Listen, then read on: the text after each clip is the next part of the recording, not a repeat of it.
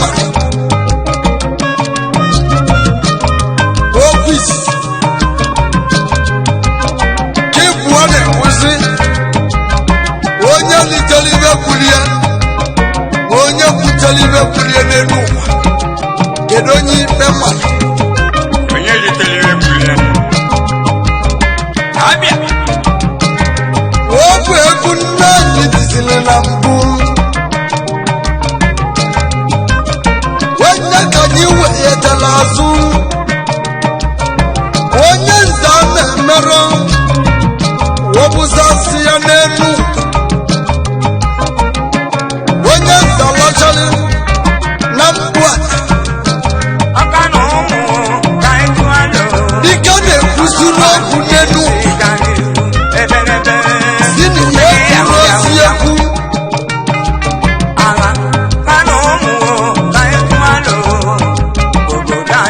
Arubaleza ama Weze mweka Weze tejabo Weze nene supe na hawa mkamaru Weze niyenye wabonaka Ibana Maria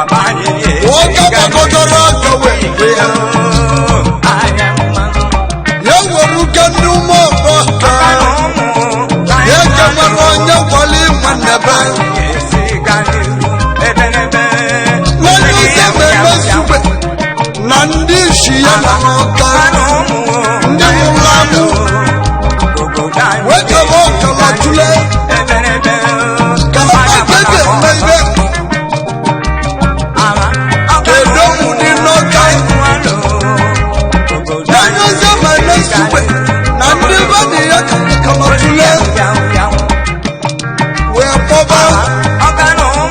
Emeka Nwekwe Ejiọbọ n'ọga Distributor Nigeria Limited ọ dịgasị ya mụ na mụ na-ekwu ibe ndị isi ya nọ n'ọga na-alụzi ma ọga na-ekwu ma mgbe a na-ekwu oge enweghị ụzọ ọzịtọ na mbebe obodo wee daba yala yala na nke isi ọzọ ka jide nke ịbụwa ọzọ nke ịtọ ọzọ ndu ozi ndị oke obichi ya nnebe onye izizi chila eze n'ọka kwuru emezugo okwe nne ya ka ji gbọba nwanne Okwe Ejiọbọ ya were ọsọ were ije ka ọ nọta ka o jebe ebe eze ụzụ nke ịtọ n'ọka Chukwu ezugo ndị Igbo nwa m baba tube elu ka ama ga-ege eme ka a wekwa ichi ya nnebe okwu chibula eze okwu niile okwula emezugo okwe n'ihe unene dere n'elu rali iko nwanne Emeka Moga nwanne Okwe Ejiọbọ ọ dị ka ya nwụrụ m onye mụrụ ka kedu ibe ị ka na-eche ya mabụ na afọ ụzọ nke ịtọ n'ọka na mabụ oke ga-esi mepụ nne gị kedu ibe ị na-echezikwa gị nata ka atụ elu oke ga-emepe gị nwamụ nwa Okwe Ejiọbọ nwamụ nwanne Okwe Ejiọbọ ewuwe ọka emebugo si weruga ibe nji kwuo okwu na ọya bulu petesi pete n'afọ ekwube nne ka amụma ibe ka onwe n'ụmụ mgbagagbe wegaba dị wọdịkwana nnekwu ulu dị n'ime ya ibe na-ekwu ibe ọma na-agba ike nke ndị Igbo na Spain Prophet Ajụlụchukwu Nwanzekwe onye fọrọ ndị ọzọ n'Igbo ọwetube baba obodo echi ọzọ ndị ọzọ nwere ihe ndị obizu ụka na ụmụana ihe ndị lisili eli mesiri ikwe ndị jụrụ ajụ mesikwuru ukwe wetuzie omume onye ọbụ na-azọba isi ya mwekwubekwedi amaka o si na dị n'elu ile dị n'ụlọ nya bụrụ nwa dị n'afọ oke nọ n'ụlọ onye gwara oke bi n'agụ na azụ dị na ngịga ilo dị nụ na-achọkakwane ibe ji kwuwe okwu onye mere nwanne ya ji ibe n'ime okwu wee nọkanụ ọ nara one ma one emesie n'aja na ngekwulilo n'ọfụ ndị nze na ọzọ n'ọka amaka nna gbaluru ekọrọ unu na nnukwu ibe na-ekwu ibe mgbe na nwazikwa na aba ya emenya eme eberebe echechekwu maka gịnị ka ji kwuo okwu ekwe dike n'ọgwụlọ ogwu ezi ya n'ibe ga-emezi dị were na ogwokwu ka mama jiri Chukwu Nzekwe ji nwụrụ hue ka ọ nakwube di ya na ibe kwuru abụrụzi ibe me onye anyị na-ekwu ibe ozi Ejiọbọ ọgba nje n'ike malika anụmụ mbọsi buru gbogbo onye ka ji hue onye nwụrụ Igbo onye mere nwụrụ hue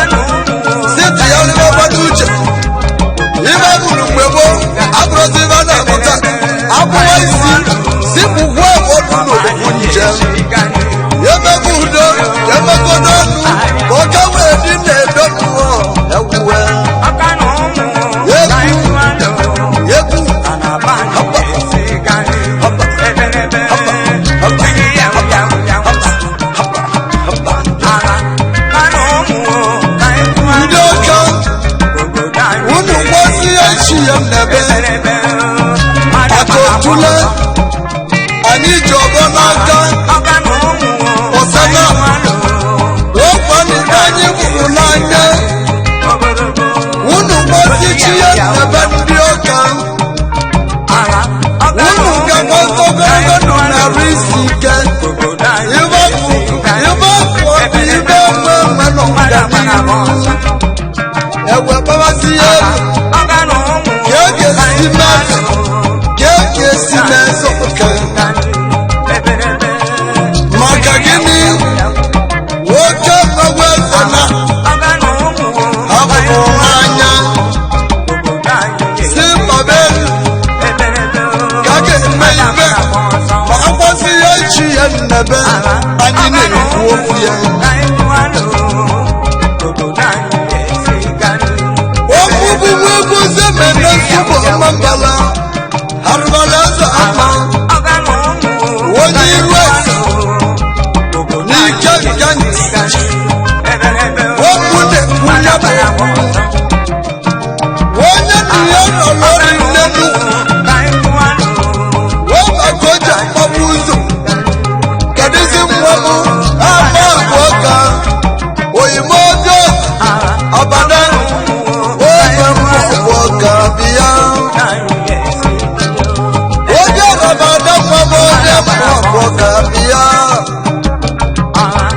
oyibo oge abada gwakwana mmeke mmoga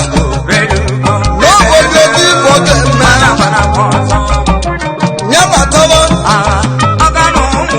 o chizie abala eze nwoke eze egwu ebili nke Naijiria niile maka gịnị na ogbunne onye ụzọ na-eme nsụgbele ndị be anyị aga narọ nkịtị mọga malọta ngwa igbere nne gozo nene nsugbe na ya na-agbapa studio eje mere ike egwu wojerozie wee mmanwụ oyibo dara abada amapụ na mgbọbọka gbọbọna meje moga ngwọ ya kwere nna okwu na nna kwuru ya emezuali nwa ya ọzọ nyere nna wọgwa nwa onye ọbụ na azụ ọdịgazie nwụ na nwa onye mmụọ ibe mena anyị na-etinye beru ibe mekwana gị nwoke bụrụ ibu bụba unu na-anụkwu ibe ka mmọba nwa m oge ji ide nwamuchi ose nwito yezebola ji na Malaysia bọlaji ndị Igbo niile na Malaysia ya onye bụ gọvanọ onye ma gbanye ego na anyị kelele onye bụ managing director na Masara Point nke dị na Abakaliki Street n'Ọka onye chọba oge ga-ekpoli ndụ nyejebe Damasiri Point ebe ị ga na-ele ibe a na-asali gị moto ka ọ dị ọcha anyị gbanye Snoga Watch and the bar oyaka m na anyị kenere gị onye Bọ́lájí bí àpàlẹ̀ ìjẹ̀dọ̀ ọdún ọ̀yà àgàmú Bọ́lájí owó Bọ́lájí ọ̀gùntàn lè yá nù Bọ́lájí ní ìwọ nílé Malaysia wọ́n ní ọmọ àgbáyé Ghana ní ìkẹ̀nẹ̀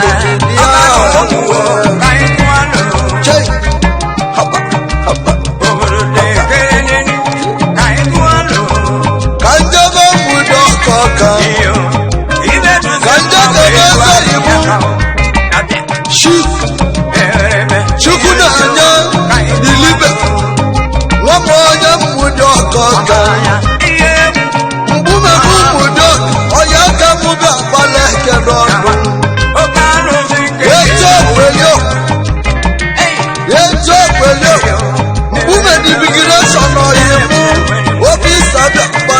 kedodo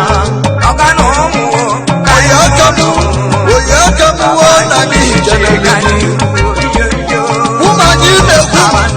osibuke nekwu shifu nwanne obidi Nenko Nigeria Limited Nenko wana kwami kwoka Nenko Uzoka Plaza Nenko aka nemefo oyaka Nenko oyiwuo na ikeneligi umesibu kenekwu Chifu Peter Peter Mwelisa onye n'ibo ga-akpale kedodo odogwu aka ekpuchi ọnwa na n'ibo managing director Global Impact Nigeria Limited eze kwuru n'ụwa niile eze kwuru welude oyibu Peter Nwolise egwu ụmụagbọgwụ na-esa mmiri na-esa mụ na agba mmadụ kwụzikwede echizi ijizi oke kwe n'anya aka anyị mee na ọ bụrụzibe nke na-eme Peter Nwolise odogwu anụ nwere ka Igbo na-agbala ọsọ onye n'Igbo na anyị ikeneligi umesibu kenegwu Aneto sita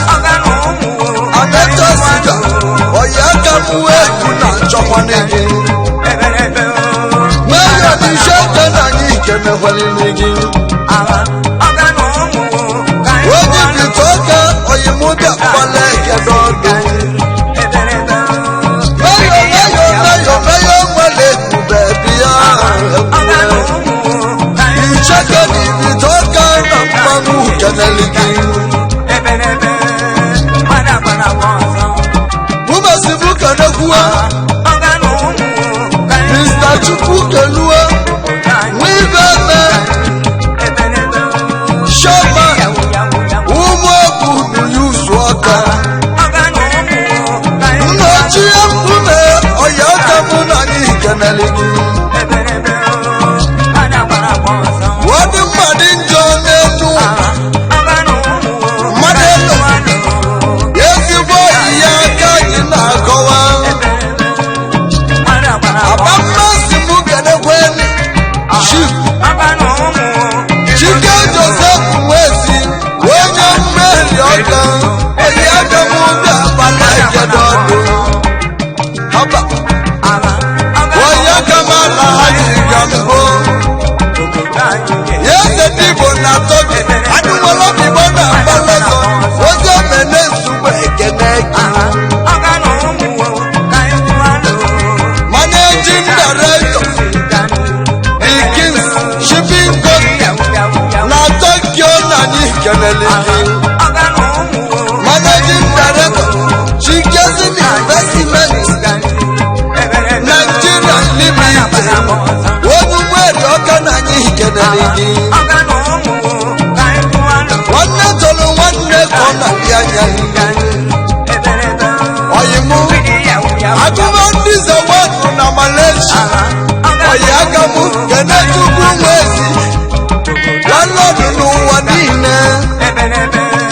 dike na Malaysia oyagamu na anyị keneligi egwu nwe ka anyị jee kene